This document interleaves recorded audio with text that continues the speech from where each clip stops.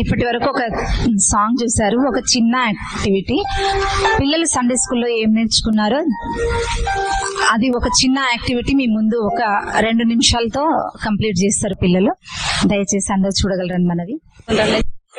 శిష్యులారా, కట్టబడిన గాడిద పిల్లను నా కొరకు తీసుకురమ్ము. సరే చిత్తం బ్రోవా.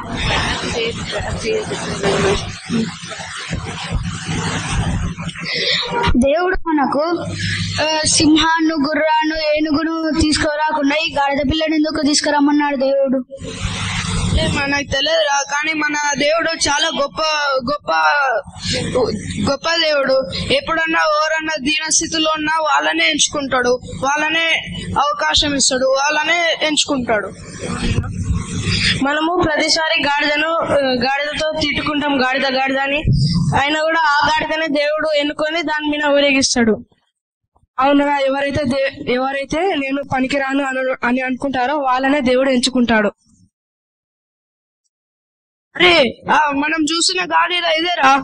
గాడిద ఏమైంది ఇంత డల్ గా ఉన్నావు? నేను ఒక గాడిదని. నేను మూటలను ఎత్తుతూ నేను పనిచేస్తాను.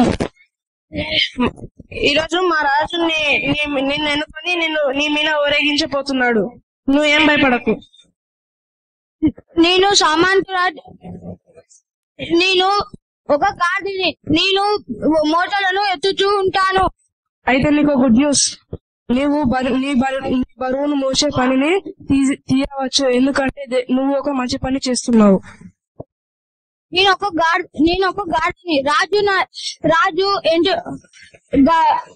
గుర్రాలపై వెళ్తాడు. నేను ఒక గాడిదను. లేదు, మా రాజు నిన్నే ఎంచుకున్నాడు. మేము మీ కట్లను ఇప్పుతాం.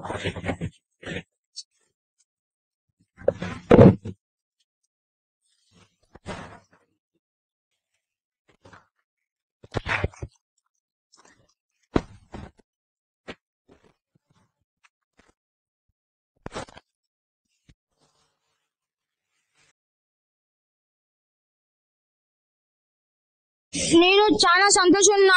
ఈ పామ్ సండే సందర్భంగా ఎవరైతే గాడిద వలె అనేక కట్లతో, బంధకాలతో కట్టబడి ఉంటారో అలాంటి వారికి విడుదల ఇవ్వడానికి మహారాజుగా ఆయన వచ్చి ఉన్నాడు. ఆ రోజు ఎట్లయితే గాడిదను ఉపయోగించుకున్నాడో ఈ రోజు కూడా ఎవరైతే బానిసలుగా బ్రతుకుతూ బంధకాలతో ఉన్నారో అలాంటి వారికి విడుదల ఇవ్వడానికి ఆయన ఎప్పుడు మన కోసం ఎదురు చూస్తున్నాడు. కాబట్టి ఈ పామ్ సండే సందర్భంగా గాడిదను ఉపయోగించుకున్నట్లుగా మనల్ని కూడా ఆయన ఉపయోగించుకోవాలని ఈ చిన్న పిల్లలు ఈ రోజు చేసిన స్కిట్ ని బట్టి దేవుడు వాళ్ళని దీవించును గాక. థ్యాంక్ యూ ఈ సమయం ఇచ్చినందుకు.